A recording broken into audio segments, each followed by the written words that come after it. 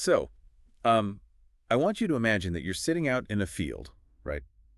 Okay, setting a peaceful scene for us. Right, but then you're watching a mother sheep, and she actively starts licking the feces right off her newborn lamb. Oh, wow. Yeah, that ruins the peaceful scene pretty fast. It really does. I mean, it is repulsive. Most of us would immediately, you know, just turn away in disgust. Oh, absolutely. But the wild thing is the philosophical framework we are diving into today actually argues that this stomach-turning act is, well, the purest, most accurate definition of love in the entire universe. Yeah, it really flips the script on what we think of as romance, right? Completely. So, for everyone listening, we are exploring an English translation of a really unconventional essay today. It's titled No Love, Small Love, and Great Love by an author named Shufeng. Yes. And our mission for this deep dive Yeah. is to basically follow the author's deconstruction of love. Exactly. We're going to trace this concept from those messy, visceral origins in animal instinct and scale all the way up to what the author argues are the literal cosmic consequences of human morality. Okay, let's unpack this. Yeah. Because if love doesn't start with, poetry or buying flowers, but with raw biology, we really have to look closely at the author's own childhood memories. Yeah. The author actually recalls herding sheep as a child. Right. And they remember watching a lamb kneel down to suckle, and the mother sheep would turn her head and deliberately lick the thin stool right off the lamb's bottom. Which, naturally, the author's initial human reaction was just total revulsion. I mean, it just looked like an incredibly filthy habit. Because the human lens immediately judges that behavior as a lack of hygiene, Totally. But the author experienced the same phenomenon again later in life. Their son brought home a litter of kittens, and the author watched the mother cat frantically eat the afterbirth, right? And lick all the sticky, dirty fluids off the newborns. And the text also points to mother dogs in a den, constantly licking up the urine and feces of their puppies. So the realization the author has, while just sitting under a tree reflecting on these specific memories, it completely upends how we define affection. It really does. The author describes feeling astonishingly stupid for that initial disgust. Because if the mother sheep doesn't clean the lamb's bottom, a scab forms over the area. Right. The lamb physically cannot defecate, and it dies. Wow. Yeah.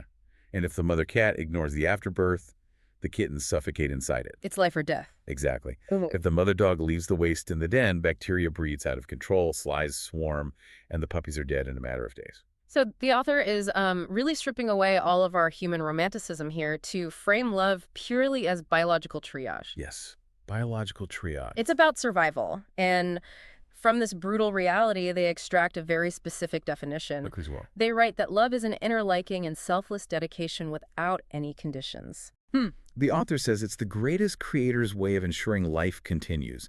It means enduring terrible hardship, or, in this case, terrible hygiene. Right, literal feces. Exactly. Simply to ensure another living thing survives. That definition, I mean, it completely changes the stakes. It really does. We usually associate love with grand, pleasant gestures, right? Buying flowers, writing a song. Doing the dishes? Yeah, exactly. But the author frames it as dealing with literal waste so another creature doesn't die. Yeah. You really have to wonder how many of us would pass that test if the survival of something we cared about required that level of visceral sacrifice without a second thought. Well, establishing that biological baseline, that's really the anchor for the entire essay. How so? The author uses these undeniable examples of animal instinct to prove that true love is fundamentally about selfless action.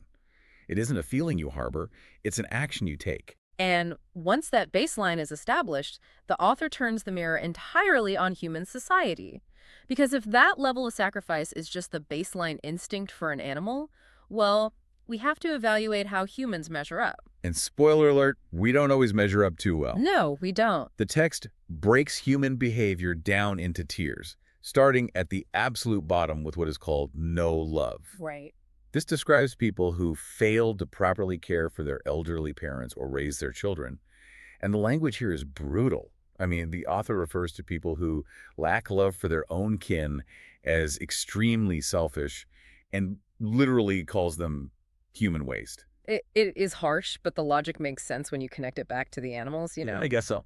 If a person cannot even muster the basic biological care for their immediate kin... Something a sheep or a dog does instinctively. Exactly. Then there's no internal check on their selfishness. The author argues these are the individuals who will indiscriminately slaughter wildlife, destroy forests, and pollute rivers. Because if they don't even care about their own blood.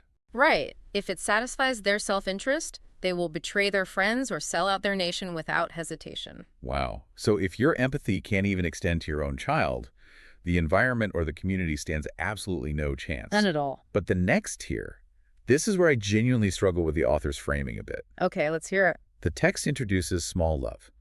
And this describes someone who does deeply love their elderly parents. They fiercely love their children and their family, but they ignore their siblings, their neighbors, and nature. Right. The circle stops at the front door. Yeah, but wait a second. Fiercely protecting and providing for your family is basically the bedrock of human society, isn't it? We certainly treat it that way. Right. We build entire cultures praising the parent who works 3 jobs to feed their kids. Why does the author condemn this? Well, the author is essentially knocking the nuclear family off its moral pedestal here. Interesting. The argument is that having only small love makes us functionally indistinguishable from the mother dog protecting her den. Oh, wow. I never thought about it like that. Yeah, if a human only protects their immediate offspring and pack, they haven't transcended animal instinct at all. They are just operating on mammalian programming. So you're still drawing a circle of selfishness, you've just drawn it slightly wider to include your kids instead of just yourself. Precisely. Yeah. And the author highlights the profound danger of this small love. Because if your ultimate moral horizon stops at your front door, what are you willing to do to the people outside of it? Oh, I see where this is going. Yeah, for the sake of their family, a person with only small love might lie, cheat, engage in deceit, or steal. As long as it benefits their own household, they justify it. Right. Because family first. Exactly. Yeah. But it is still selfishness. It's just selfishness operating on a familial scale. Think about the classic mobster trope, right? Oh, that's a great example. Like the mafia boss who is a loving, doting father to his children, but he will ruthlessly extort or harm his neighbors to maintain his family's wealth. Right, he's making sure his kids go to private school by ruining someone else's life. Exactly.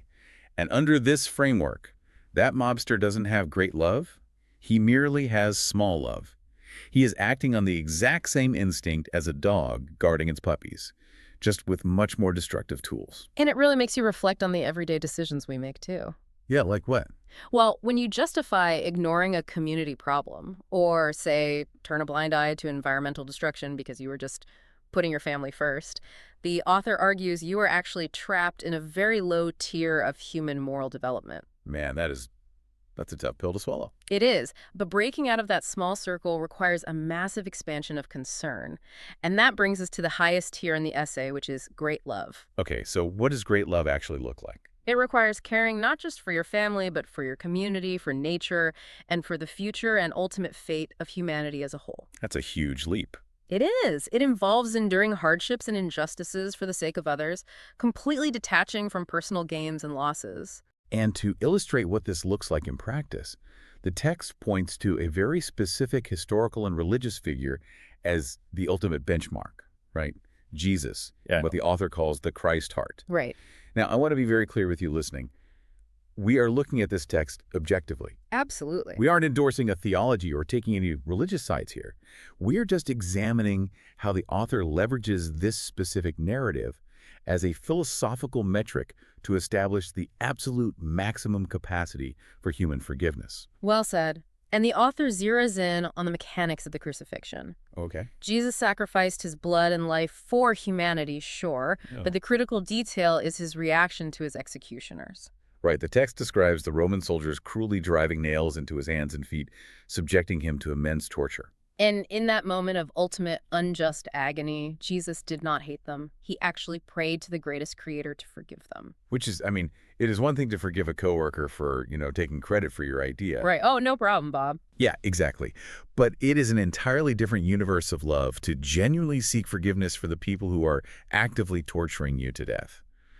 Executioners represent the ultimate other, right? The absolute opposite of your family or your tribe. And by using this extreme example, the author asks the reader some incredibly direct questions.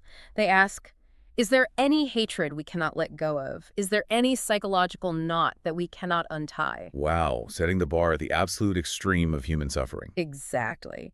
The author demands that we expand our capacity for empathy far beyond our biological wiring. Because if great love can forgive executioners in the midst of physical torture, the author implies you can definitely untie your own psychological knots. It requires a radical, almost incomprehensible level of selflessness. It kind of makes all of our daily petty grievances seem entirely surmountable, doesn't it? It really does. It forces you to constantly evaluate whether you are operating out of love or out of grievance. But, the essay doesn't just stop at moral philosophy. It takes a pretty sharp turn here. Yeah, the author doesn't just want you to be a good person for the sake of having a functional society. The text shifts from ethics directly into metaphysics. Right. The author argues that the tier of love you operate in, no love, small love, or great love, it doesn't just dictate your character, it dictates your literal spiritual destiny. Yeah, the author lays out a specific cosmology where the magnitude of your love literally determines the future direction of your life after death. Which is heavy. Very. And the text presents this not as like a religious metaphor, but as an objective structural reality of the universe. They argue that no love leads directly to realms they name the inflamed layers, the frozen layers, the netherworld, or the animal world. We have to examine why those specific destinations correlate to that behavior, right? Let's do it. If someone spends their entire life operating with no love, betraying friends, hoarding resources, acting with cold indifference, or just generating friction and chaos, Right. the author's logic implies that their spiritual destination is just the physical manifestation of that behavior. So a frozen layer or an inflamed layer is just the natural environment for a soul that has grown completely cold to others or burned every single bridge. Exactly. You are pulled to the ecosystem that perfectly matches the internal state you cultivated. That's a fascinating way to look at it, and the contrast for small love is equally fascinating. Yeah, tell me about that. If you fiercely loved your family but ignored the rest of the world, your absolute best outcome is just returning to the human world. You just come right back here. You simply come back here. The author states that only those who possess great love, the ones who expanded their circle to care for humanity and nature and endured injustice without hatred, only they qualify to ascend to the higher realms of life. I know exactly what you might be thinking right now listening to this. You're probably saying, okay, show me the inflamed layer. Prove to me the higher realms exist. Right, the classic skeptical pushback. Exactly. But the author anticipates this skepticism entirely. They emphatically state that death is not the end. And this isn't superstition or a lie. The only reason humans don't understand this, according to the text, is because our spiritual perception is simply too dull. This is the perception argument, and it's a strong one. Yeah. The author insists that our inability to see these realms isn't proof they don't exist. It is proof that we are sensory deprived. The author writes, it's not because this world lacks light, but it's because the blind cannot see the light. Right. It's not because there's no sound in this universe, but the deaf cannot hear the sound. Think about ultraviolet light, for example. Yeah. Humans cannot see ultraviolet light with the naked eye, but does that mean ultraviolet light doesn't exist? Obviously not. Bees see it perfectly. Right. Or think about a dog whistle. You blow it, and you hear absolutely nothing. It sounds like empty air, but the dog goes crazy. Because the sound is objectively real, you just lack the biological hardware to perceive that specific frequency. Exactly. The author is essentially arguing that human disbelief in the afterlife is just a biological hardware limitation. They frame the Pure Land, the realms of gods and Buddhas, and the presence of the greatest creator, not as magical fairy tales, but as objective realities existing just outside our current sensory bandwidth. Our vision, simply, as they put it, lacks that function. It completely reframes the debate around spirituality, doesn't it? It's not about faith versus facts anymore. It's about acknowledging the limits of our own biological instruments. We shouldn't confuse our blindness with the absence of light. That is such a powerful way to frame it. And the author concludes the essay with a passionate plea based on this logic, stating definitively that the greatest creator is fair and selfless, and that gods and Buddhas love humanity. Right. They have laid out the visceral biological evidence of love, the moral failings of human tribalism, the historical metric of ultimate forgiveness, and the logical argument for unseen realities. So the text is really challenging us to view our daily choices not just as like passing social interactions, but as cosmic movements. We are constantly deciding which frequency we want to tune ourselves to. Wow. We covered a massive amount of ground today. We really did. I mean, we started literally in the mud with the life-saving instincts of mother sheep and dogs, Mhm. defining love as this selfless dedication to survival. Right. We confronted the uncomfortable reality that loving only our families might just be a biological trap keeping us from a higher moral state. We examined the staggering metric of great love, and finally, the cosmic stakes of our own spiritual limitations. It's a lot to process. It is. So the next time you make a decision that clearly benefits your inner circle at the expense of your wider community, your neighbors, or the environment, just pause for a second. Mm. Ask yourself which tier of love you are operating in right now. Are you acting out of great love, or are you slipping back into the mammalian programming of small love? Exactly. And I want to leave you with one final thought to mull over, building directly on the author's cosmic rules. Okay, what is it? The text states that those with only small love will merely return to this human world. But consider the implications of that ceiling. What do you? Well, if this human world is continuously, repeatedly populated by people who only possess small love people, who are entirely willing to lie, cheat, steal, and step on others just to advance their own families, what kind of world are they actually returning to? Oh, wow. If generations keep coming back with nothing but selfishness for their own tribe, does returning to a world completely devoid of great love eventually become its own kind of frozen or inflamed layer? Hmm. Is the human world itself destined to become a lower realm if we can't evolve past small love? Man, that is a profound question to carry with you. I have chills. Thank you for joining us on this deep dive. Take care of yourselves and, maybe try to extend that circle of love just a little bit further today.